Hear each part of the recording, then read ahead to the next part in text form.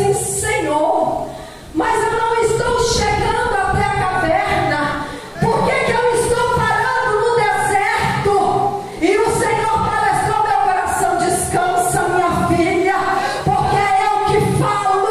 Descansa, minha filha, porque é só o início de grandes coisas que eu vou palestrar nesta campanha.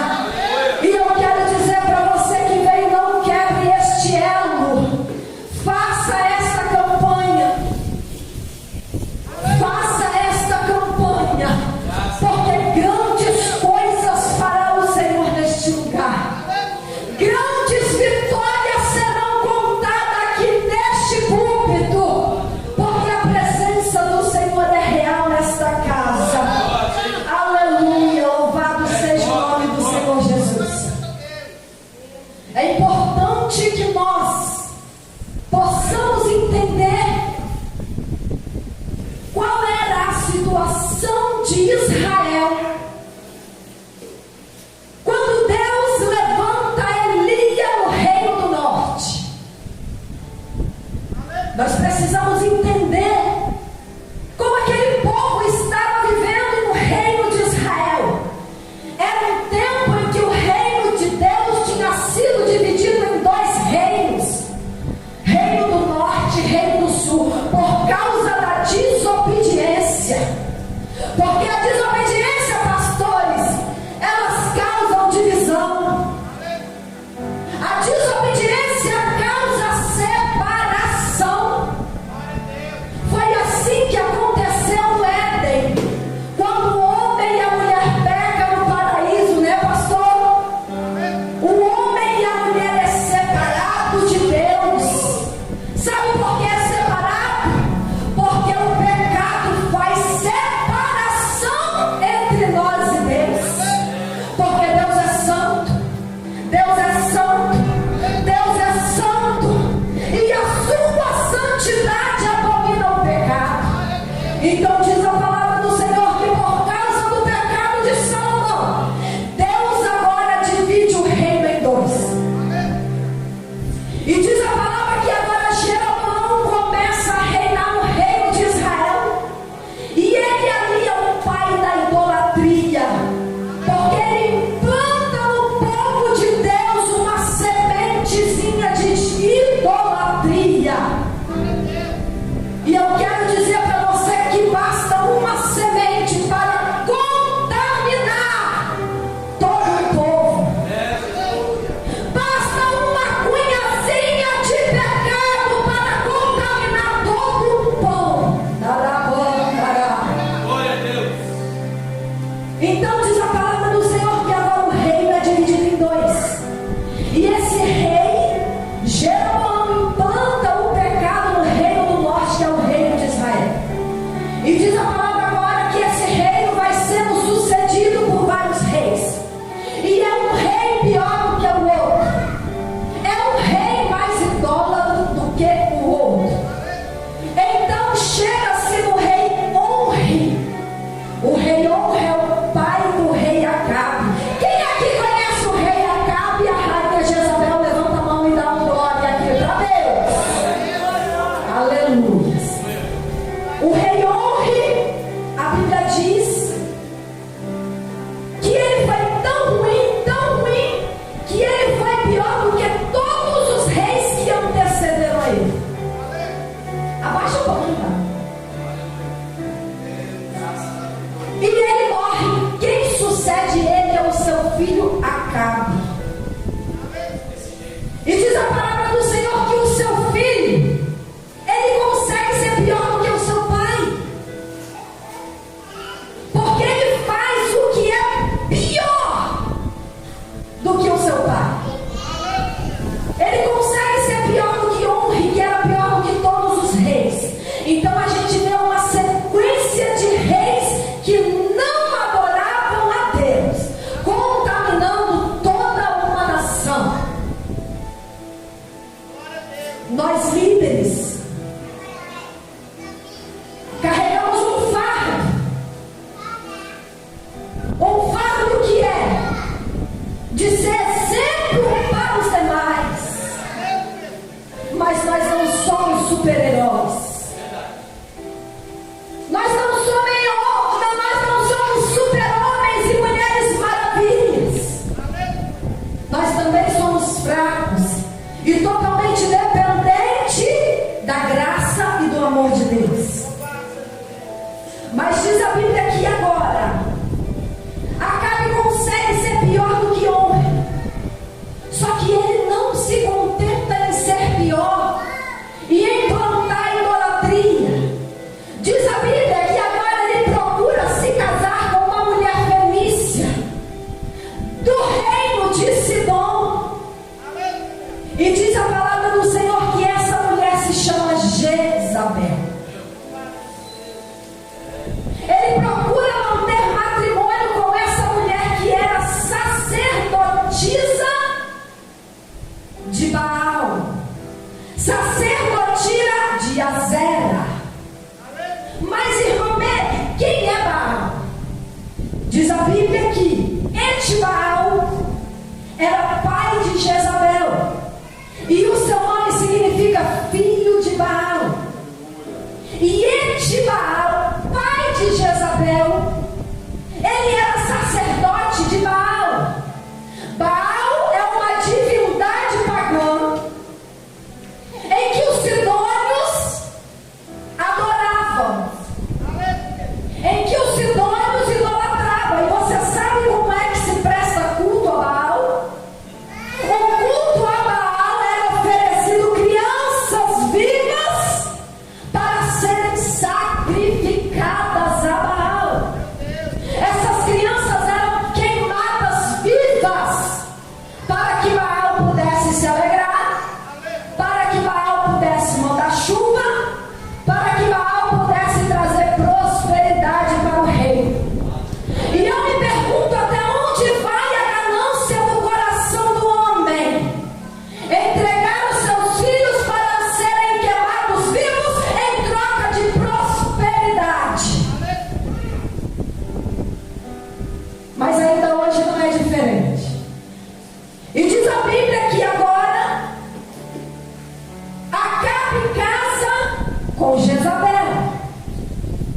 E Jezabel traz para o reino de Israel 450 profetas de Baal e 400 profetisas sacerdotisas de Azera. Mas quem é Azera, irmão? Azera é a divindade feminina, porque Baal tinha uma esposa, Baal tinha uma mulher, e essa mulher se chamava Azera. E o culto para essa mulher era prestado com rituais sexuais, porque Azera era a divindade do amor, do sexo e da guerra. Então, Jezabel era uma mulher que fazia rituais sexuais para Azera. E é essa mulher que Acabe casa e traz para dentro do povo de Deus. E eu já ouvi muitas vezes falar que Acabe se torna ruim, pastores, porque ele casa com Jezabel. Mas isso não é verdade. Acabe já era ruim,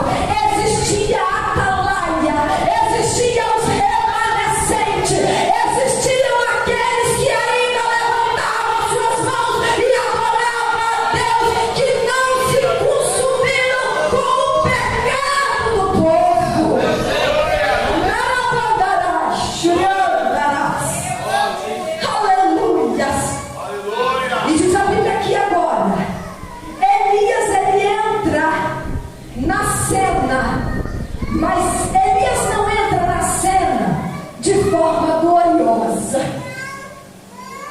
A verdade é que Elias entra em cena de forma muito simples.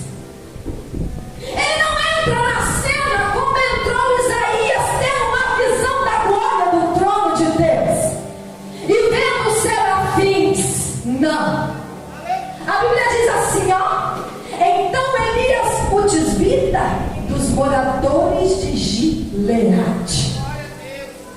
A Bíblia não nos dá informação da sua genealogia. A Bíblia não fala de onde, como era a sua vida, como era a sua família, como eram os seus feitos antes do capítulo 17 de 1 Reis. Ele entra de forma muito simples e singela. Mas eu quero te dizer algo: ele entra com a autoridade do céu. Ele entra com ousadia do reino de Deus. E a primeira coisa que ele vai dizer em Israel é: vive o Senhor, Deus de Israel. Talvez é muito simples falar isso, mas se nós formos entender o contexto, em uma nação que tinha abandonado Deus, em uma nação que tinha esquecido do Senhor, em uma nação que tinha deixado o Deus de Israel de lado, chega uma voz que clama: ei, para vocês ele pode ter morrido, mas ele me trouxe aqui nesta noite para dizer: vive o Senhor, Deus de Israel. Anarabandarás. E ele vive. Às vezes, nós nos deparamos com situações tão difíceis que nós esquecemos que temos um Deus vivo, que tem olhos como chama de fogo, que tem sapatos como latões reluzentes e carrega em sua cabeça uma coroa que não é corruptível. Ele é um Pai da eternidade, ele é um príncipe da paz e ele vive e reina para sempre pelos séculos dos séculos. Aleluias. E Elias chega com essa autoridade: vive o Senhor Deus de Israel, perante cuja face eu estou. Anaramandarás. Eu acho lindo, porque esse homem não tem vergonha de dizer quem ele é. Esse homem não tem medo de chegar para o rei de Israel, que implantou a idolatria dentro de Israel, que perseguiu os profetas de Deus. Ele chega perante esse rei e fala bem assim: ei, quem você é eu não sei, mas eu sei quem eu sou, e eu tenho identidade, e a minha identidade é servo do Senhor. A minha identidade é servo do Deus vivo, em qual a presença eu estou. Aleluia.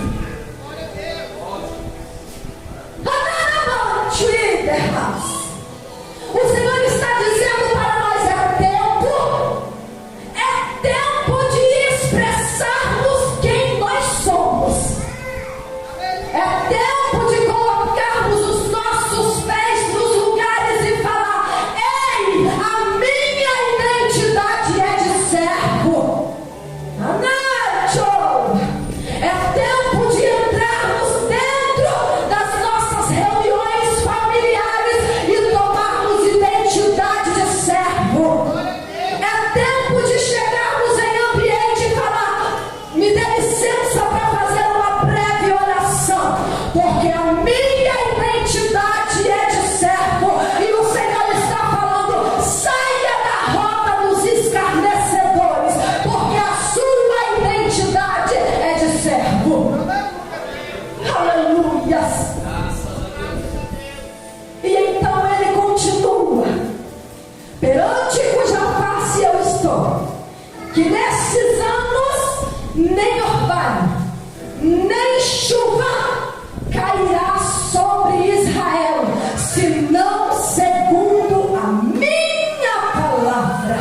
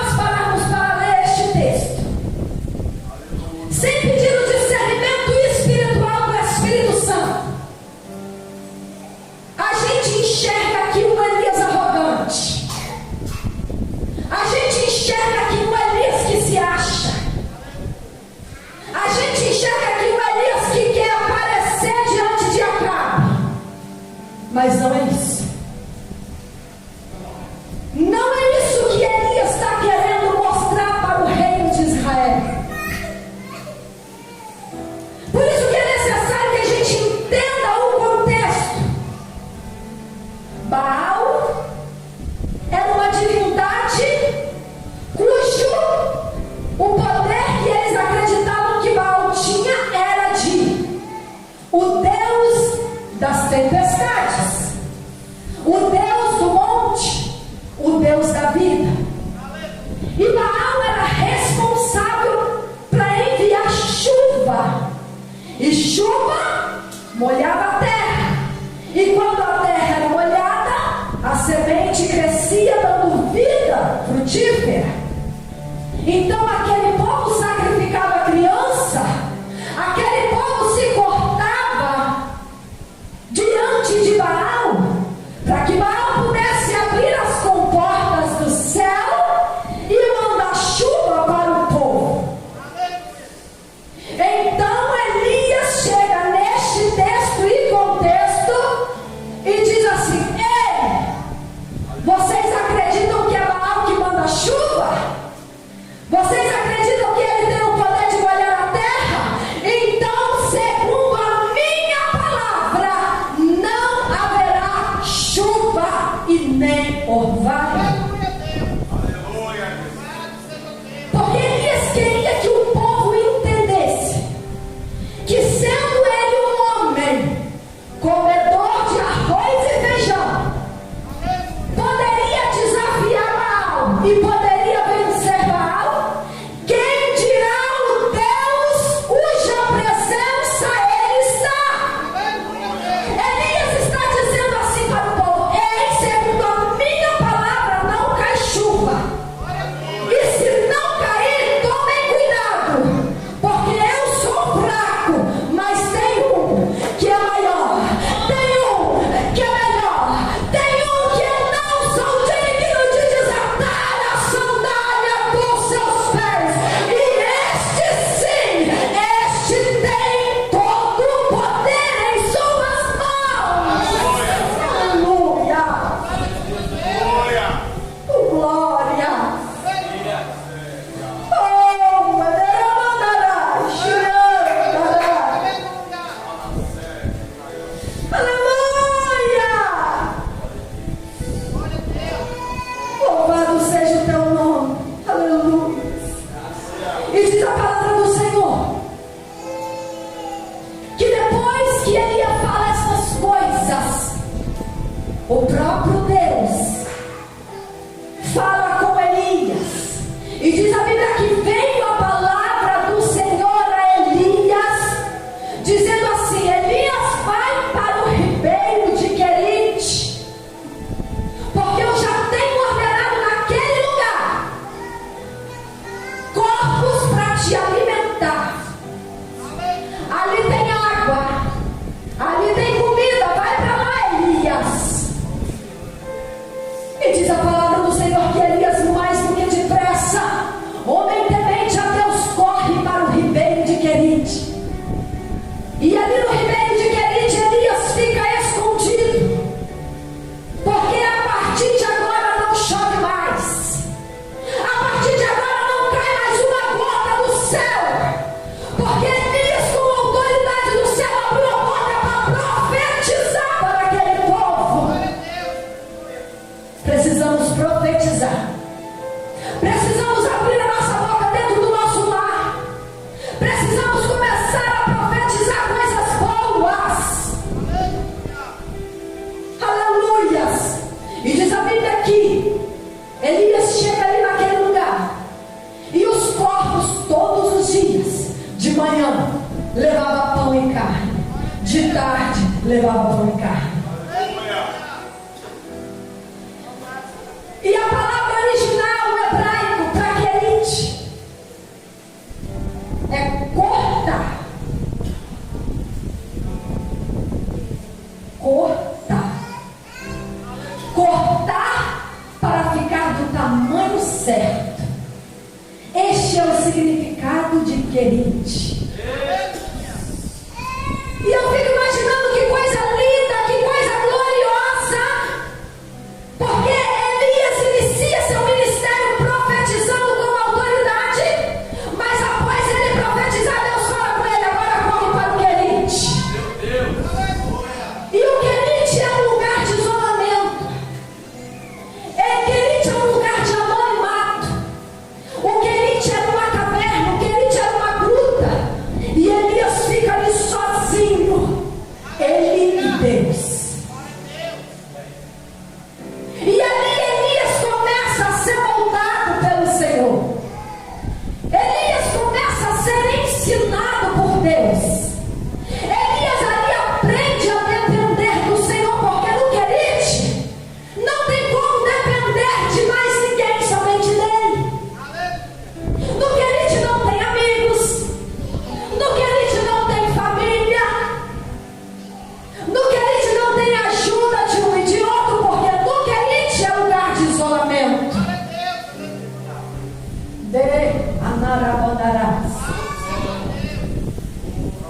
E eu me pegando, estudando esta palavra, e o Senhor soprava nos meus ouvidos, falando: filha,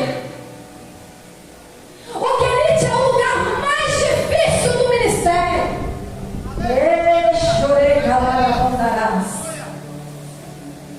Porque no Querite você está só.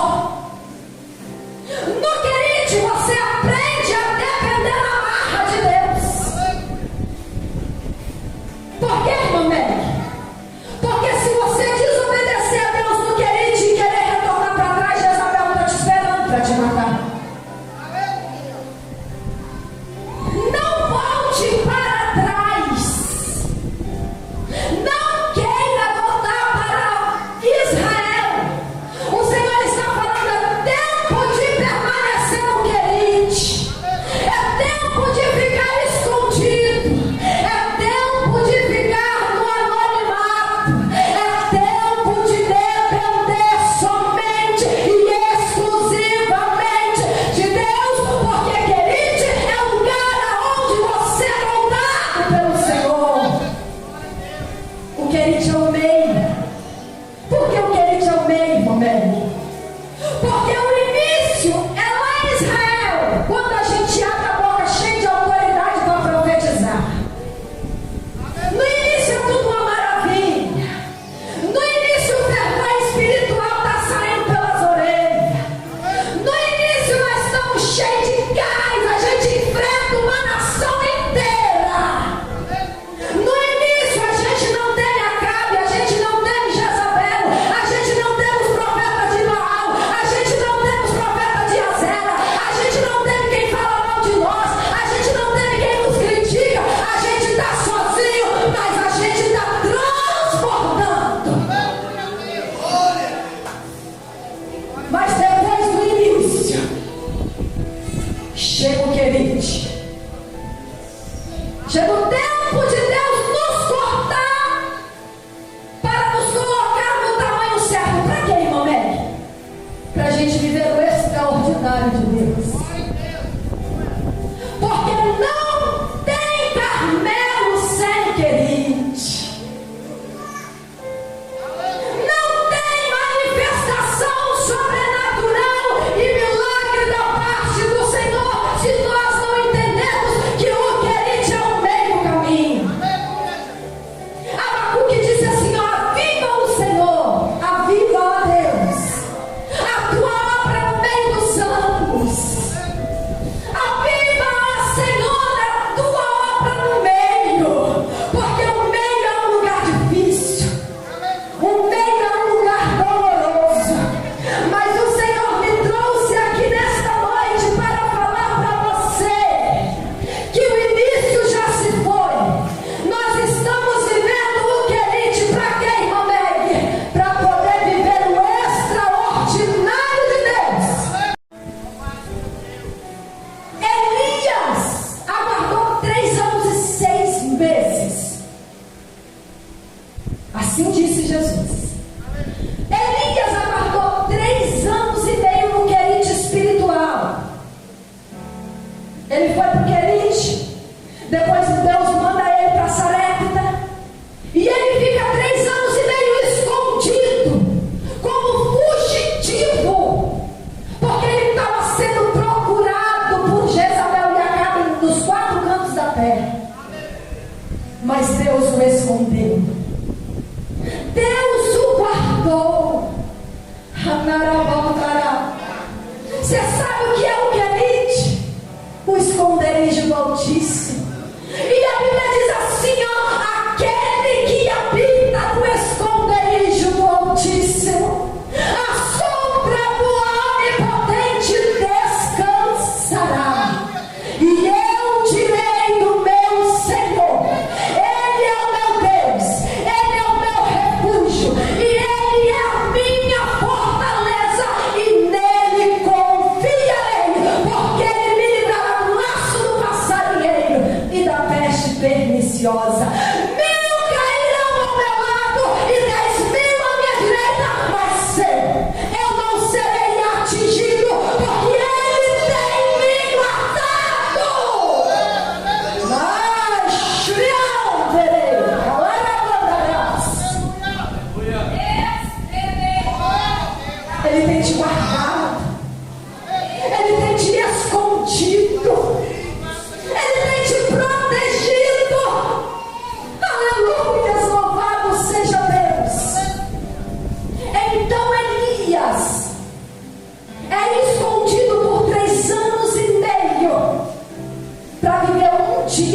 Carmelo. Para viver o único dia no Carmelo, Deus reserva Elias na provação de 3 anos e meio. Aí você chega na casa do Senhor e fala: Deus, não, show, eu quero ser usado. Eu quero pregar desta maneira. Eu quero cantar desta maneira. Eu quero dons de milagre. Eu quero dons de maravilha. Mas não quero viver o querite. Sabe o que você tem pedido para Deus? Está disposto a viver o querite para viver o extraordinário de Deus? Aleluia! Louvado seja Deus. E diz a palavra do Senhor que após 3 anos e meio, Deus fala com Elias: Elias, é tempo de voltar. Vai para Israel, porque eu vou fazer chover naquele lugar.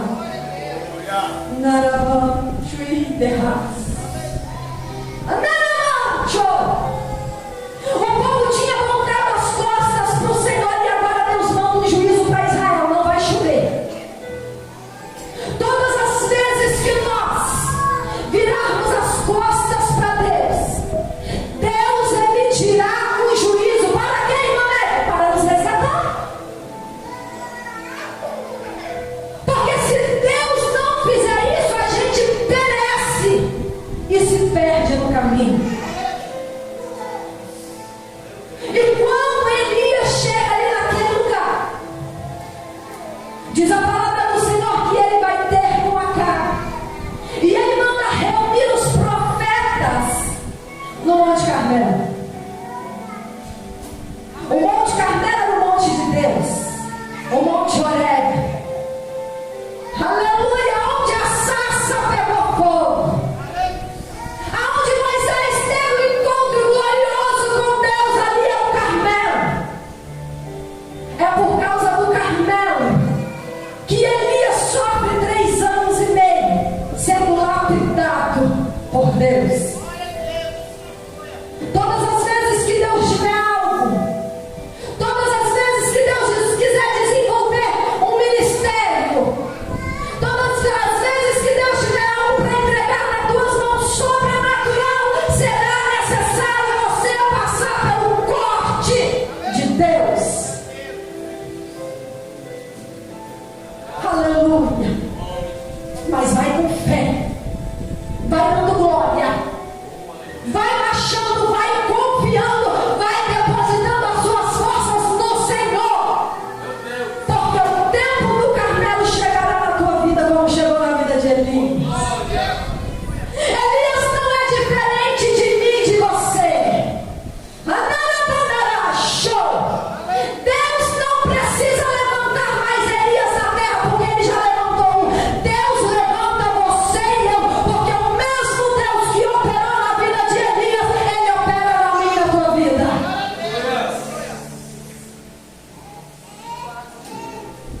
Aleluia. E quando ele chega ali no Monte Carmelo, diz a palavra do Senhor que ele desafia todos os profetas. São 850 profetas, e este homem desafia todos eles.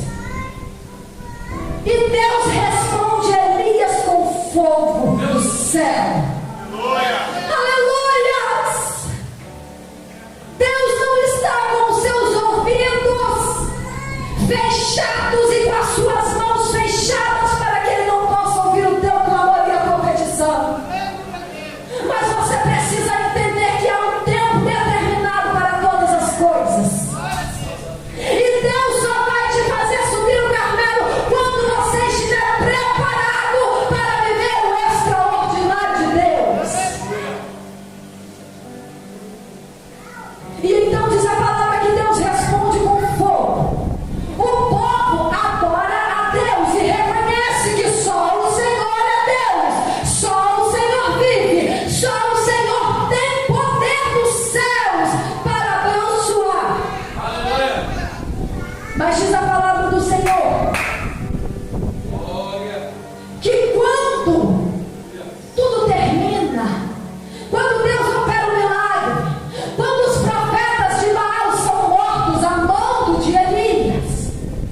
o povo retorna para sua casa.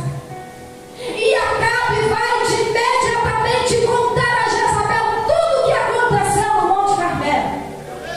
Como Deus usou Elias poderosamente. Como Deus respondeu Elias poderosamente. Como todos os profetas de Baal e de Azerá foram mortos naquele lugar. E quando Jezabel escuta isso, ela se enche de uma fúria terrível. Pensa numa mulher maligna. Era Jezabel. E diz a palavra do Senhor que ela diz assim: envia um mensageiro até Elias. E diz assim o mensageiro para Elias: assim me faça aos deuses o que bem quiser, se disser que amanhã a esta hora tu não estarás morto como todos os profetas de Baal.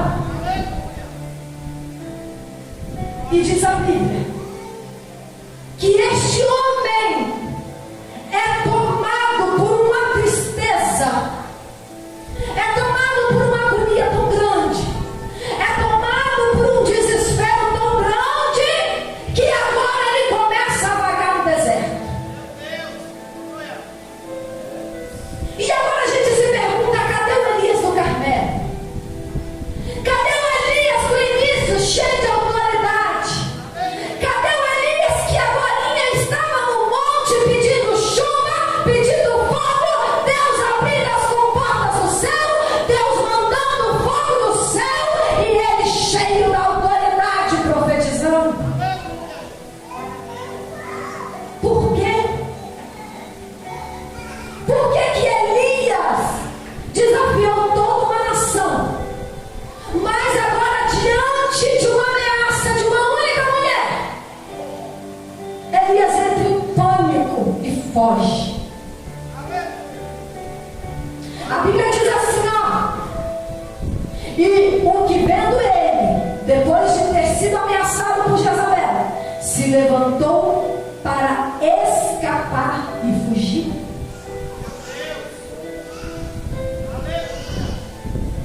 Sabe, igreja, às vezes nós criamos expectativas. Aleluia.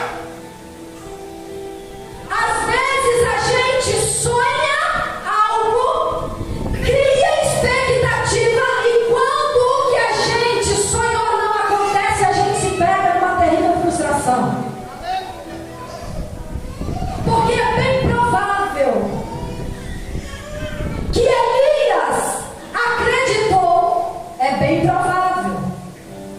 A Bíblia não fala, mas é bem provável que Elias acreditou que quando Deus respondesse do céu,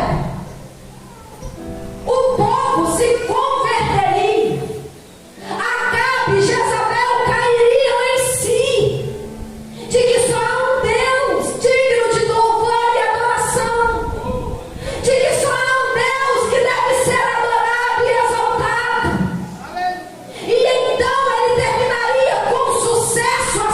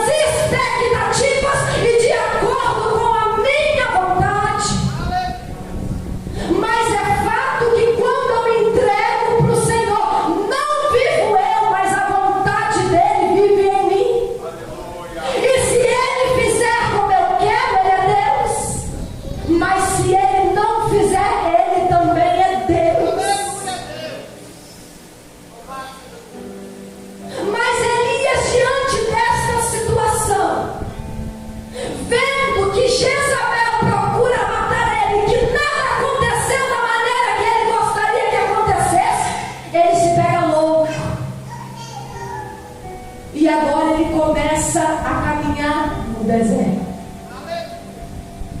Ele começa a andar no deserto sem eira e beira, sem destino, sem sonho, sem expectativa, porque os seus sonhos foram frustrados. Certa vez Jó disse assim: os teus sonhos, Senhor, não poderão se frustrar. Aprenda a viver os sonhos de Deus. Aprenda a aceitar a vontade de Deus. Aprenda a viver a vontade do Senhor para a tua vida, porque a vontade dele é melhor. A vontade dele é boa, é perfeita e agradável. Mas quando Elias está ali no deserto, diz a palavra do Senhor, eu já estou terminando, que ele senta debaixo de um zimbro, e ali ele pede a morte, e ali ele pede para morrer. E o Senhor me fez entender algo nesta passagem, que quando Elias profetiza lá no início, Deus fala para ele assim: Elias, você já profetizou, agora vai Querite. Elias vai. Quando a água cerca no ribeiro de Querite, Deus fala assim: Elias, agora é tempo de você ir para Sarepta. Elias vai. Quando o tempo finda em Sarepta, Deus vai novamente em Elias e fala assim para Elias: Elias, agora é tempo de você voltar para Israel. E Elias vai. Anarabandará. Show. Nem Anarabandi, Decaianagashi, Andarábia. Mas agora, quando Elias é frustrado, porque nada acontece como ele gostaria que acontecesse, Elias não ouve a voz de Deus. Elias toma a sua própria decisão e sai para o deserto. Mas Deus não mandou ele para o deserto. Deus não fala com Elias: Elias vai. Então o Senhor está falando aqui nessa noite: ei filho, não vai para onde eu não te mandei ir. Não faz o que eu não te mandei fazer.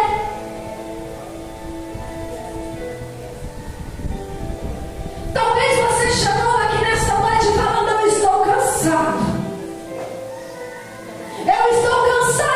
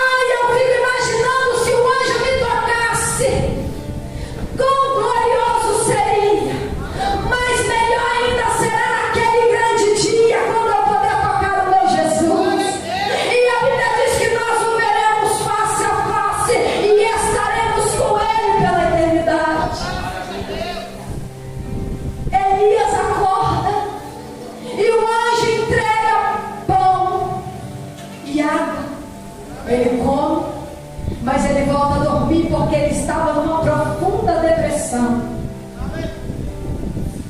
Sabe, há momentos na vida da gente em que nós não teremos força para orar, em que nós não vamos ter força para buscar, em que nós não vamos ter força nem para chorar, porque era assim que Elias estava debaixo daquele zimbro. Mas Deus entendeu Elias, e Deus permite que Elias volte a dormir, porque se você não sabe, o sono é um dos maiores repositores de energia. Enquanto você dorme, o seu organismo trabalha, renova suas forças, porque assim Deus nos criou. Elias voltou a dormir, o anjo permitiu que ele dormisse, e então depois de dormir o anjo bate nele de novo. Elias, já dormiu, né? Já comeu? Come mais um bocadinho desse pão e bebe um pouco dessa água, porque o caminho é longo. Deus fala com ele através do anjo e diz: levanta-te, come deste pão, bebe dessa água e te põe de pé, porque longa é a tua caminhada. O Senhor está falando aqui hoje, nesta noite: come deste pão. E o pão é Ele, o pão é Cristo, porque Ele mesmo diz: eu sou o pão da vida, e quem come deste pão e quem bebe desta água nunca mais terá sede.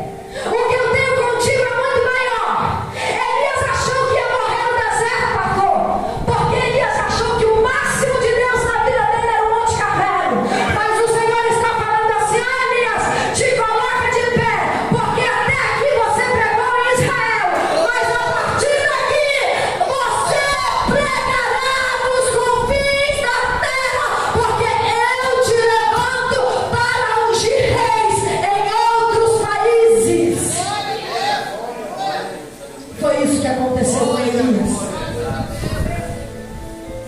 O Senhor está perguntando aqui nesta noite: se você quer comer deste pão. O Senhor está perguntando aqui nesta noite se você quer beber desta água. E o Senhor está dizendo assim: ó, eis que tenho dias novos para a tua vida. E se você quer viver o extraordinário de Deus, o Senhor está te convidando a fazer um compromisso com Ele aqui nesta noite. Aleluia. O Senhor está te convidando a comer deste pão e beber desta água. E Ele está falando: se você vier, você nunca mais terá sede. Porque eu escreverei uma nova história na tua vida. E se você quer uma nova história da parte de Deus na tua vida, o Senhor, o Espírito Santo de Deus te convida nesta noite a vir aqui na frente, a selar um compromisso com Deus, a selar um compromisso com o Senhor dos Exércitos. O Senhor está falando contigo nessa noite: filho, vem, é tempo. É tempo de viver o novo de Deus para a tua vida, meu irmão. É tempo de deixar o deserto e começar a viver as promessas do Senhor. O Senhor está te dando a oportunidade. Aleluia. E o Senhor está falando: pode ser que amanhã não haja tempo. O Senhor está querendo enxugar toda a lágrima dos teus olhos. O Senhor quer tirar toda a depressão e toda a angústia que tem rondado o teu coração. O Senhor está falando: vem, dá o primeiro passo, porque no mais eu estou contigo. E as coisas não permanecerão como estão.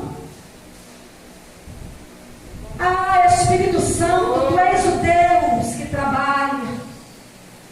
Tu és o Deus que faz o que o homem não pode fazer.